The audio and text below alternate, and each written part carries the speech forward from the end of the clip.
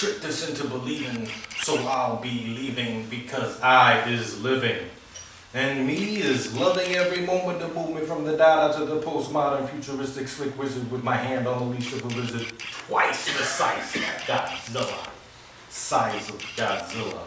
The surreal thriller from Manila, or actually Angeles City to make it exactly.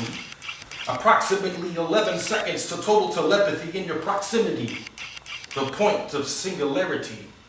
Plus the fact that I like to build abstract structures strictly for the street scientists in the 12-story laboratory buildings. I was wide awake, completely exhausted. The bananas melted on the soft watches, destined for disintegration. A line of ears. Non-linear alignments.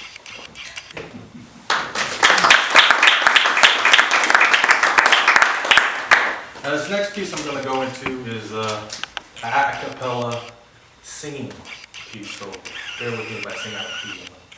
I'm going to try to do this at least hopefully it's pleasant to the ears, but it's a sad piece. So.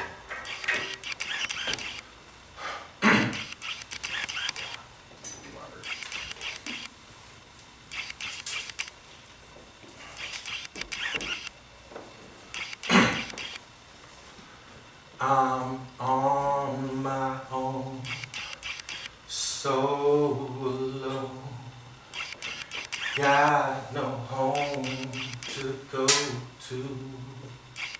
Got left out, got left behind. Nobody pays me no mind.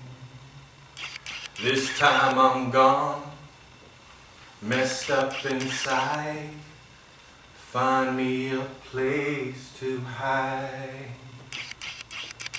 Roaming the streets of the city, in my pit of pity, in my pit of pity. Feeling sorry about my luck, thinking about how much life sucks, how much life sucks, and I don't know what. Because I'm on my own, so alone. I got no home to go to. This is the ballad of a lonely man. Wouldn't expect you to understand. This is the ballad of a lonely man.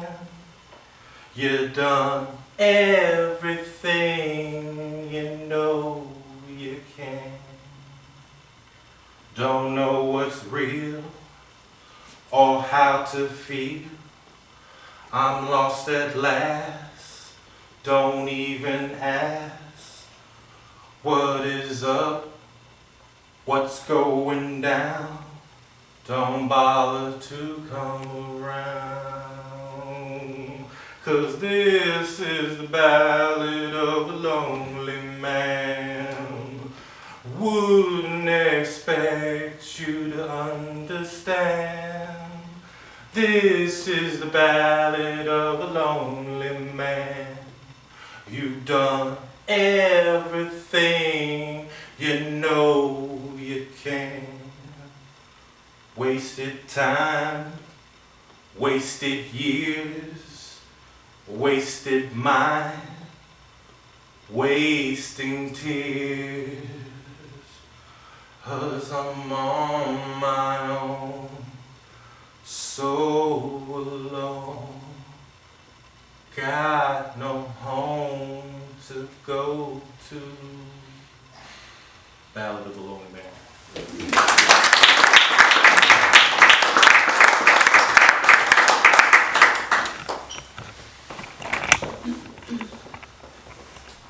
This next piece is a short piece about the description of Zop poetry. Styxxoplix is zip-zop, the telepathic, telekinetic, teleporter, reporter on the scene, the dream of coming of Zip Zop, the future of riff rant poetry. Zip Zop, the zany zytologist. Zip Zop is careful construction and spontaneous composition at the same time. Zip Zop is freestyle improvisation meets instant gratification, civilization, not to be confused with bebop, jazz, or hip hop. Zip Zop is the new movement of expression. Zip Zop.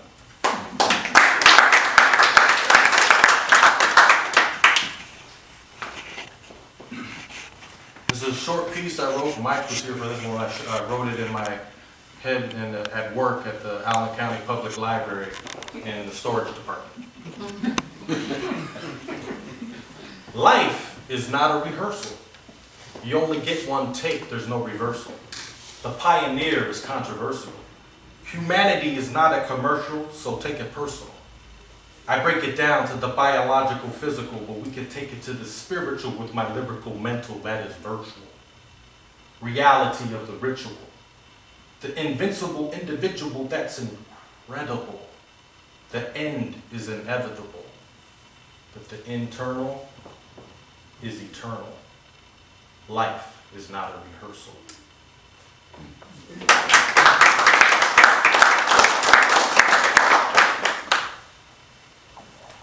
There's another short piece I wrote at the Allen County Public Library in the storage department. Or Material Support Services is the new name for it. Painting pain ain't plain. To express but not necessarily to entertain. To confess but not necessarily to complain. Sometimes to maintain is not sane. These feelings that no container can contain. To break away the chain and never feel the same as we end the game from whence we came and exchange our real names. Painting pain.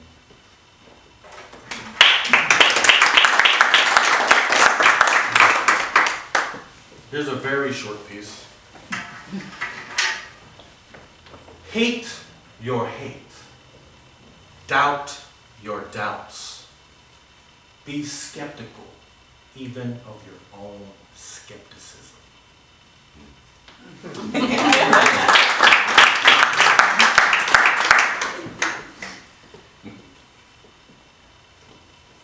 This is a little longer piece. How much time do we have? 35, 60? Okay. Mysterious madness. Welcome to the mysterious madness. There seems to be quite an abundance of laughter here. I see a peculiar looking creature with the head of a unicorn and a stapled smile. It has the torso of a paper skeleton, but with 4 different kind arms. One is snake-like on the upper left side. On the lower left side is an octopus tentacle. On the upper right side is a huge muscular shaped limb. On the lower right side is a smooth, womanly shaped arm with stitches on its wrist. Below the waist is shaped like the lower half of a dolphin. It was floating in the air and it was constantly changing colors. It was picking off black eggs from the tree of chicken feathers. Instead of leaves, the tree sprouted feathers from its branches.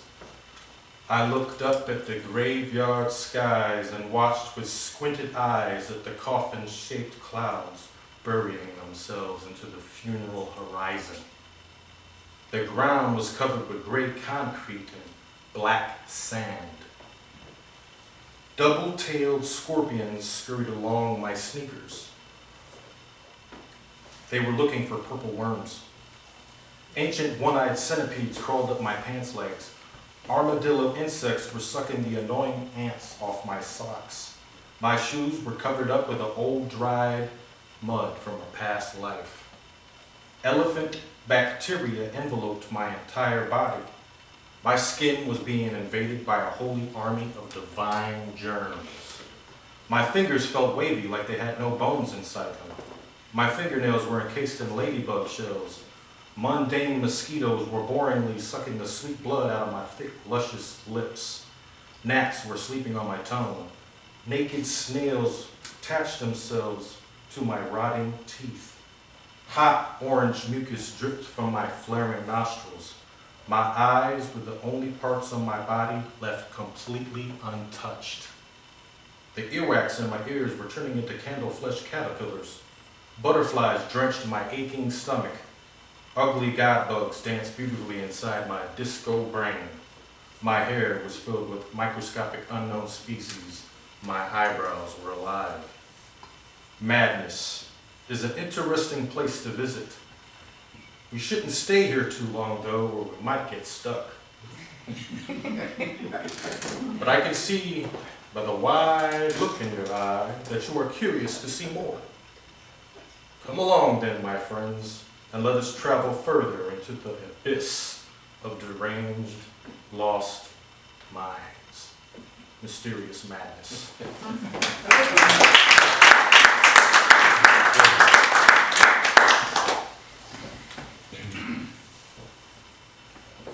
This one, we're getting closer to the end here, everybody, so this is called Magic Wanderer.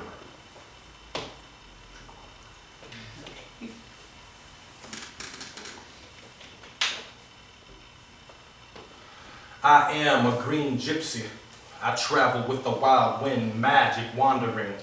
I sit in the sharp park after dark, stark, naked, hungry, angry, drinking gray water from the faucet on the telephonetic shop wall in the middle of downtown cemetery. I walk to the coffee shop in search of fairies, listening to the birds inside their heads, which are filled with soft dreams, comforting me. Listening to my ways of replacing my misery, I sleep in mystery. I haven't watched TV or read books in several years, enjoying strange days, running away from pathetic psychopaths who want to brand me with hot knives from Babylonian temples. Dandelions roar past the freeway. I watch the people walk by with sunglasses and cigarettes, reading my book of sand by the hourglass. From the bottom of the ocean to the top of the mountain, I sing my songs of sacred secrets and expose myself to the crowd loud with clouds, rain, thunder, lightning. Horses pretending to be unicorns, invisible horns. The trumpets you can hear from afar. The Dylan-esque harmonica is up close with tambourines jumping on aborigine trampolines. I spray paint the limousines and feed the fiends with fiends, dreams. Friends on a frenzy for freedom in the mushroom. The evening bleeds and the moon is the heart in the sky. The sun is the eye. I fly through the tall portal and paint day.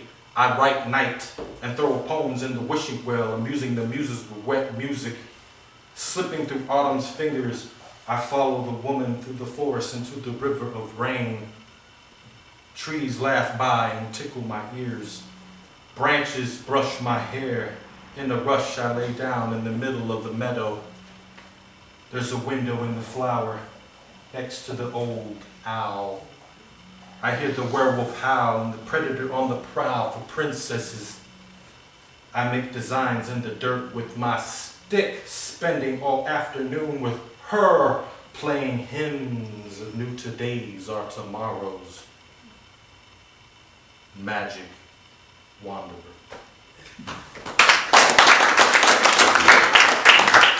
And for my last piece,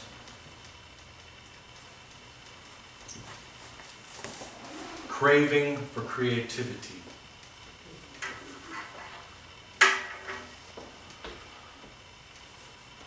The bombs walked in, shedding their skin, wearing nightgowns, exposing toothless grins.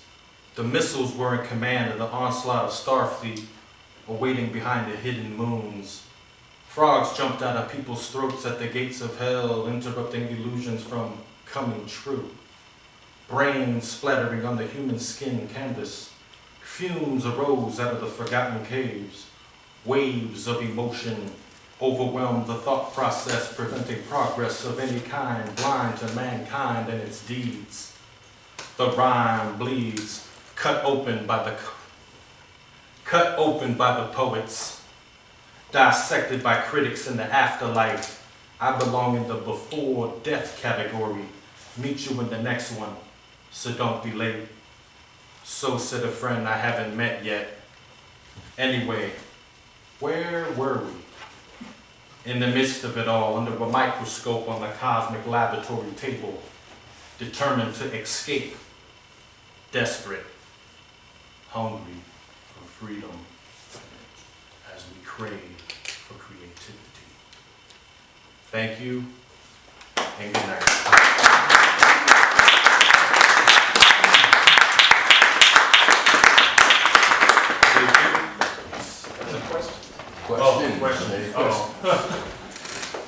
What was your first two poems? What were those? What were the titles again? There's 2 poems. Or just the first one? Just the first one.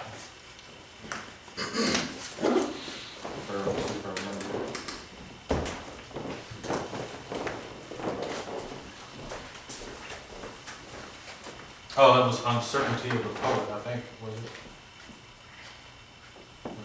Judge Not, actually, that was the first one, Judge Not. I have a two-part question. Okay. You mentioned some of your influences were KRS-One and kind of rappers. Okay. Okay. Kind of your first poem, your first 2 poems, it almost sounds a bit like who I thought was an influential person in the rap world, but actually I believe he was a poet, and that's Tupac Shakur. Okay. And I wonder that's the first part did he influence you a bit? And the second part of my question is, listening to what Zop is, would you equate rappers as poets, or do you think poetry is an instrumental part of the rap culture?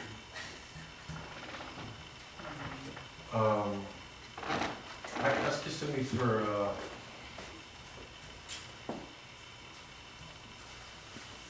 Tupac Shakur. Okay, Tupacalypse Now was, I remember listening to that album heavily in the early 90s. I think it was 1991. Also, during that era from like 88 to 94, I think there was a great kind of almost like a hip hop college type of thing for me, because that's where the EPMD's first album, Strictly Business album, memorized that album. So that was my first inspiration, was EPMD. We did albums such as Strictly Business, Unfinished Business, Business as Usual, Business Never Personal, and Back to Business, all business titles to the albums. Artists like Public Enemy, Brand Nubian,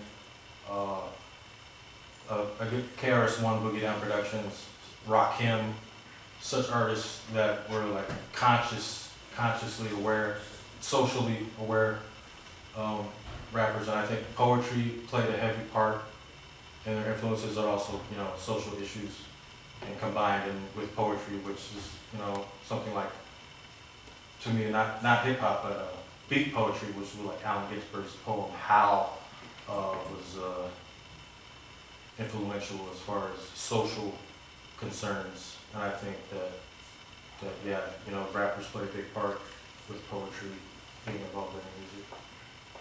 If that answers your question. But do you think rappers, the ones that you said were influenced you, do you think they're poets? Yeah.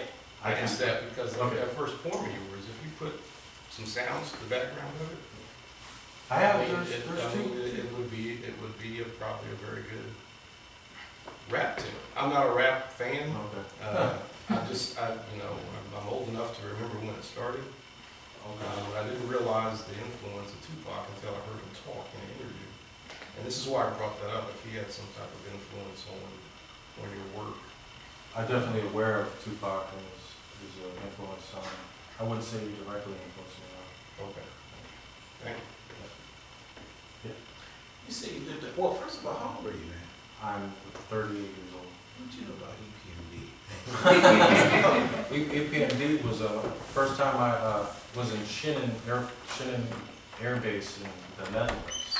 was actually our first early 1958. My dad bought me, I think it was 8 cassette tapes.